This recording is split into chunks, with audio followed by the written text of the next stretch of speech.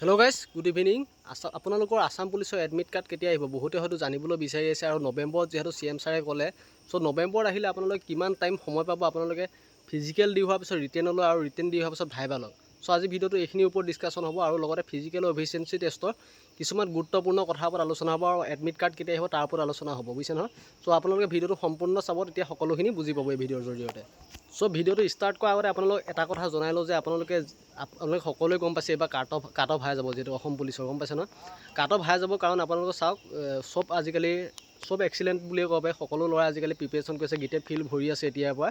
আৰু সকলো ল'ৰাই লং জাম্পৰ এক্সিলেণ্ট নাই। যিখিনি 5 টাইমছ কেণ্ডিডেট মাতিব, আপোনালোকৰ যিকেইটা পোষ্ট আছে, ভেকেঞ্চি আছে অসম পুলিচৰ যিকোনো পোষ্টেই নহওক কিয়, সকলোৱে লং জাম্পটোৱে আৰু চিন আপটোৱে আপোনালোকৰ এক্সিলেণ্ট থাকিব সকলোৱে, যিমান কেণ্ডিডেটে নহওক। যোনকেইজনে মানে ফাইভ টাইমছ কেণ্ডিডেট আপোনালোকৰ ৰিটেনলৈ যাব, সেই ৰিটেনলৈ যোৱা 5 টাইমছ কেণ্ডিডেটৰ আপোনালোকৰ লং জাম্প আৰু চিন আপ এক্সিলেণ্ট থাকিবই। কাট অফটো হ'বলৈ যাব আপোনালোকৰ ৰানিঙৰ ক্ষেত্ৰত। এই কথাটো আপোনালোকে মনত ৰাখিব, ৰানিঙৰ ক্ষেত্ৰতহে কাট অফ হ'ব। কিন্তু এইবাৰ আপোনালোকক এইটো কথা মই গেৰেণ্টি দি থৈছোঁ, 100 কি 1100% গেৰেণ্টি দি থৈছোঁ। আপোনালোকৰ ৰানিং টাইম যদি কমে, তেতিয়াহে আপোনালোকে কাট অফত নাম আহিব, আপোনালোকে ৰিটেন দিব পাৰিব। 5 টাইমছ কেণ্ডিডেট মাতিব, আপোনালোকৰ ৰানিঙত এক্সিলেণ্ট মাৰ্ক উঠাব পাৰিলেহে আপোনালোকে মানে কি বুলি কয়, ৰিটেনলৈ যাব পাৰিব 5 টাইমছ কেণ্ডিডেটলৈ, গম পাইছে ন। আৰু লং জাম্পটো আৰু চিন আপটোতো এক্সিলেণ্ট লাগিবই, সেইটো তাৰ কম্পালচৰি এক্সিলেণ্ট লাগিবই। যোনে লং জাম্প আৰু চিন আপ ফেইল কৰে, চিন আপ কম মাৰে, এটা লং জাম্প অকণমান কমিলেও আপোনালোকে ৰিটেনলৈ যাব নোৱাৰি। মই আপোনালোকক জনাই দিলোঁ যে আপোনালোকে যদি লং জাম্প আৰু চিন আপ এই দুটাত যদি অকণমানো যদি মিষ্টেক কৰে বা অকণমানো কম মাৰ্ক পায়, ৰানিঙত যদি ভাল মাৰ্ক নুঠায়, আপোনালোকে কেতিয়াও ৰিটেনলৈ যাব নোৱাৰে, গম পাইছে ন। সেই দুটাতো এক্সিলেণ্ট লাগিবই, লগতে আপোনালোকে ৰানিঙতো এক্সিলেণ্ট লাগিব, তেতিয়াহে আপোনালোকে 5 টাইমছ কেণ্ডিডেটৰ ভিতৰত আপোনালোকে ৰিটেনলৈ যাব পাৰিব। কাৰণ শুনি লওক, যিকেইটা পোষ্ট আছে আপোনালোকৰ ধৰি লওক 1000টাই ধৰি লওক, 1000টা পোষ্ট হ'লে 5 টাইমছ কেণ্ডিডেটত মাতিলে আপোনালোকৰ 5000। তাৰেতো কিছুমান আপোনালোকৰ ছোৱালী তোৱালী পৰাও ভাগ হৈ যাবই। আৰু যিকেইটা থাকে 5 টাইমছ কেণ্ডিডেট মানে সিহঁতকেইটা মানে গোটেই অল অসমত কিমান কেণ্ডিডেটে এপ্লাই কৰিছে আপোনালোকে ভাবি চাওকচোন।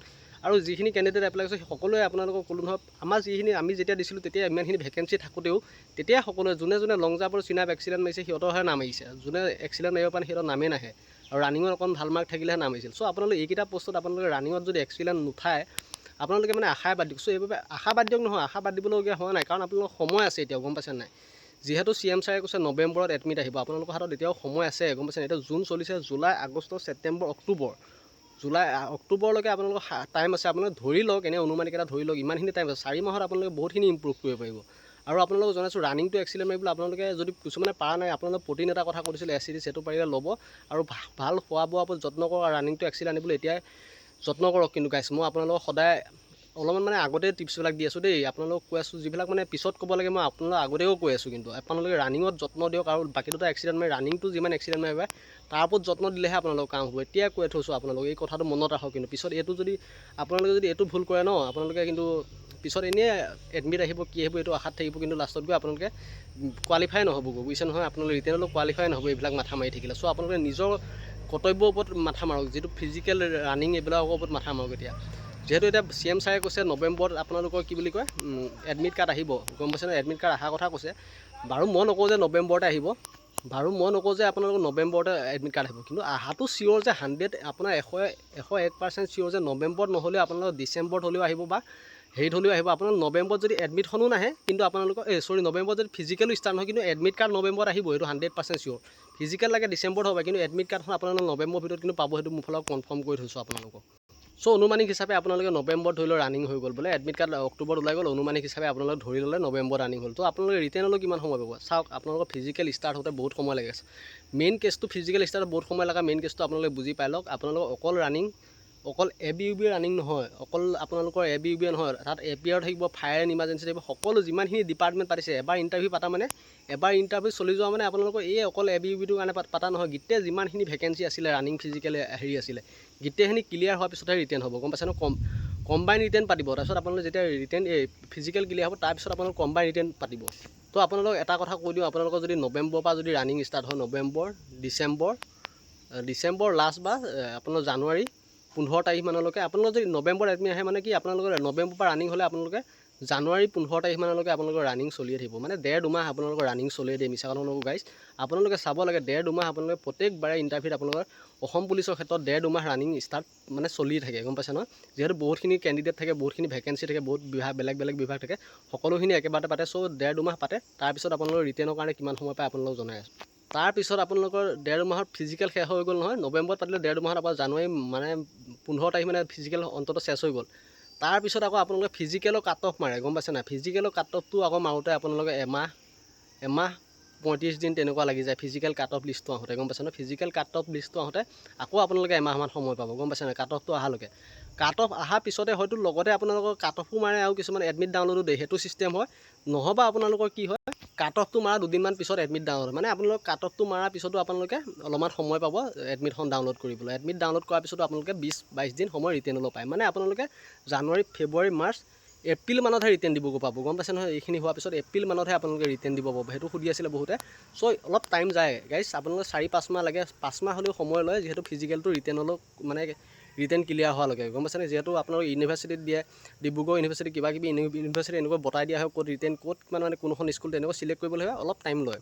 5 মাহ সময়, খুব বেছি 5 মাহ সময় লয় ফিজিকেলটো শেষ হোৱাৰ পিছত আপোনালোকৰ, মানে ফিজিকেলটো চেছ হৈ আপোনাৰ ৰিটাৰ্ণলৈকে 5 মাহ সময় লয়, ৰিটাৰ্ণটো পৰীক্ষাত বহালৈকে, গম পাইছে নহয়? ফিজিকেলটো 1.5 মাহমানত খতম হৈ যায়, তাৰপিছত আপোনালোকৰ ফিজিকেলৰ কাট অফ মাৰা বা আপোনালোকৰ ৰিটাৰ্ণলৈ মাতালৈকে 1.5 মাহ মানে 5 মাহ সময় হৈ যায়, গম পাইছে নহয়? চ' ইমানখিনি সময় আপোনালোকৰ মানে ডিষ্টেঞ্চ থাকে। তাৰপিছত আপোনালোকৰ ভাইভালৈ মাৰে, ভাইভালৈ বাৰু বেছি সময় নলয়, আপোনালোকৰ 25 দিনমানৰ ভিতৰত ভাইভালৈ মাতি দিয়ে। তাৰপিছতে আপোনালোকৰ যিটো আপোনালোকৰ ৰিজাল্ট, ফাইনেল ৰিজাল্ট, ভাইভা শেষ হোৱাৰ পিছত ফাইনেল ৰিজাল্ট মাৰে। চ' ফাইনেল ৰিজাল্টলৈ যাবলৈ হ'লে আপোনালোকে এতিয়াৰ পৰা কি কৰিব লাগিব, গম পাইছে নহয়? ৰানিংটো মেইন আপোনালোকৰ বাকী দুটা এক্সিলেণ্ট মাৰিও আপোনালোকে এইখিনি বাদ দিয়ক। এক্সিলেণ্ট মাৰি থৈছে যদি এইটো বাদ দিয়ক, কাৰণ এতিয়া ৰানিঙত ফ'কাছ কৰক।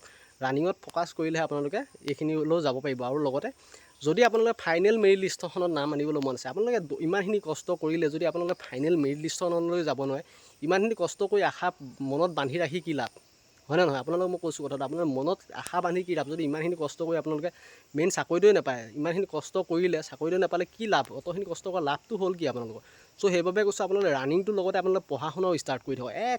এনেকুৱা 100% দিয়ক আপোনালোকৰ ফালৰ পৰা, কোনো মাইকেলাল নোলায় যে আপোনালোকে বিট কৰিব পাৰে। মানে এনেকুৱাখিনি পঢ়া ষ্টাৰ্ট কৰক এতিয়াৰ পৰা ষ্টাৰ্ট কৰিলেহে আপোনালোকক কাম দিব। যিখিনি সময় আছে আপোনালোকে এতিয়াৰ পৰা ষ্টাৰ্ট দিলেহে আপোনালোকক কাম দিব। কিন্তু সময়ত গৈ আপোনালোকে ষ্টাৰ্ট দিম, কাৰোবাৰ তাক বিট কৰিম, সময়ত গৈ সি অতদিনৰ পৰা পঢ়ি অতখিনি স্মাৰ্ট হৈ আছে, আপোনালোকে এই কেইদিনমান ফিজিকেলটো পাছ কৰি তাৰ লগত টক্কৰ দিব যাব অতদিন পঢ়ি থকাৰ পিছত, নোৱাৰিব নহয় গাইজ। আপোনালোকে ইমান মেণ্টেলি প্ৰেছাৰ ল'ব নোৱাৰিব, সময়ত ইমানখিনি মাথাত সোমাব নোৱাৰিব।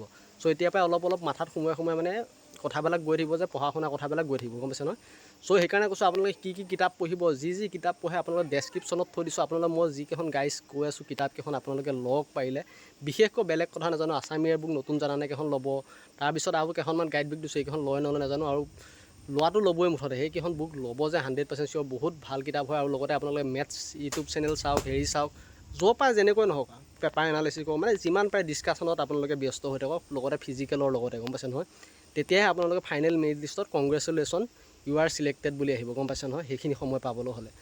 চ' ইমানখিনিয়ে, আপোনালোকক বেছি কথা নকওঁ, আপোনালোকে খালী ৰানিং কৰি মানে কি লং জাম্প, চিন আপ, এক্সিলেণ্ট মানে ৰানিঙৰ ওপৰত এনেকুৱা ফ'কাছ দিয়ক, 2 টাইম দৌৰক 3 টাইম দৌৰক, সেইটো আপোনালোকৰ মেটাৰ। কিন্তু খালী টাইম ইনক্ৰিজ কৰিবলৈ চাওক, যেনেকৈ নহওক ৰানিঙৰ টাইম ইনক্ৰিজ কৰিলেহে আপোনালোকক কাম দিব, গম পাইছে নহয়? কিমান কম্পিটিশ্যন কৰিছে নে, ৰানিঙত ভাল হ'লেহে আপোনালোকে লাগিলে খিনাই যাওক, খিনাই আপোনালোকে উৰি যাব পৰাকৈ তেনেকুৱা মানে খিনাই কৰি গ'লেও কথা, খালী চেষ্টাখন হৈ থাকক।